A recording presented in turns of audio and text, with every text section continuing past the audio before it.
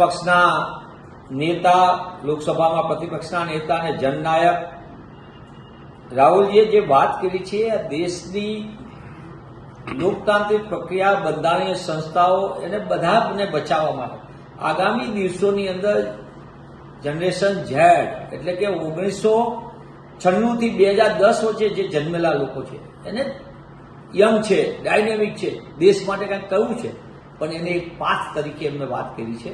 મને એમ લાગે છે એક નેતા તરીકે સત્યના રસ્તે બંધારણીય મૂલ્યોની આધારે તમારે એને માર્ગદર્શિત કરવા એક મને એમ લાગે નેતાનું સૌથી પહેલું કર્તવ્ય. અને એમને એ જ વાત કરી છે કે અસત્યનો દૂર કરવા માટે અને સત્યનો પક્ષ લેવા માટે તમે આગળ આવો. આ દેશની અંદર સંવિધાનને બચાવવા માટે તમે આગળ આવો. એટલે મને એમ લાગે છે ઘણી ગંભીર અને ઘણી સમજી શકાય એવું છે. પણ દુઃખ સાથે કહેવું કે ભાજપાના લોકોને અને સંવિધાનને શું લેવા દેવા, જેમની જે વિચારધારાએ સંવિધાનને અરબી સમુદ્રમાં પધરાવી દેવાની વાત કરે, વારંવાર સંવિધાન પર હુમલો કરનારા લોકો કોંગ્રેસને અને દેશને સંવિધાન વિશે વાત કરે છે. સંવિધાનના મૂલ્યોને કોરાણે મૂકીને દેશની જનતાને મુશ્કેલીમાં ધકેલી દેનારા લોકો કોંગ્રેસને વાત કરે છે.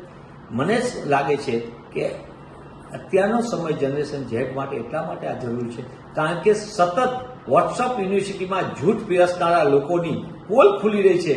એટલે એ લોકો કહી રહ્યા છે સૌથી વધુ મોબાઈલ અને ડિજિટલ ક્રાંતિનો ઉપયોગ કરનારા યંગસ્ટર છોકરાઓ, એમની આગળ જે જૂઠ પીરસવામાં માસ્ટર લોકો સત્તા સામે બેઠા, એમને સત્તા તો મેળવી લીધી પણ હવે ધીમે ધીમે એની પોલ, કારણ કે નવી પેઢી આ જનરેશન ઝેડ એ ખોટું શું ને સાચું શું એ વચ્ચેનો ભેદ જાણી ગઈ છે. અને એટલા કારણે તમે જો સતત એ જવાબ આપતી રહે છે. તેવા સંજોગોમાં રાહુલજીનું આ ટ્વીટ મને એમ લાગે છે લીડર તરીકે એમને જવાબદારીપૂર્વક કીધું છે. સાથે સાથે વોટ ચોરીથી આટલા બધા શું કામ ગભરાઈ ગયા છે? રાહુલજીએ હજી તો 2 જ વસ્તુ ખોલી છે. 2 પોલની અંદર આખું એમનું જૂઠનું સામ્રાજ્ય ડગમગી ગયું છે. ગમે ત્યાં ધારા સહી થશે. એટલા માટે હું કહું છું કે સમય મળે ત્યારે ભાજપાના લોકો, નાગપુરમાં બેઠેલા લોકો આઝાદીના ઇતિહાસનો અભ્યાસ કરે, આઝાદી આ દેશને કેવી રીતે મળી છે એ ઇતિહાસ વાંચન કરે તો મને એમ લાગે છે કે એ વધુ કંઈ ન કરે તો કાંઈ નહીં, પણ એટલીસ્ટ એમની સોચમાં સુધારો આવે તો પણ આ દેશનો ઘણો ફાયદો થશે.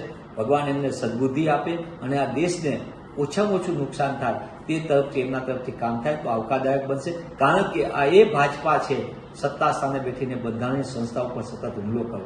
આ એ લોકો છે કે લોકતાંત્રિક પ્રક્રિયા ઉપર સતત હુમલો કરો અને આ દેશને સૌથી વધુ નુકસાન થાય તેવી નીતિગત નિર્ણયો કરનારા ભાજપાના લોકો અને આરએસએસની વિચારધારાના લોકો આ દેશને હવે વધુ નુકસાન ન કરે એ દિશા માટે પણ રાહુલજીએ જનરેશન ઝેડને કીધું છે આવો તમે સાથે મળી અને દેશ હિત માટે તમે આ સત્ય અહિંસાનો જે છે આખી વાત એને આગળ વધારો. ऐसे ही अन्य खबरों के लिए चैनल को सब्सक्राइब कीजिए। खबरों का नोटिफिकेशन पाने के लिए बेल आइकॉन को जरूर दबाएं।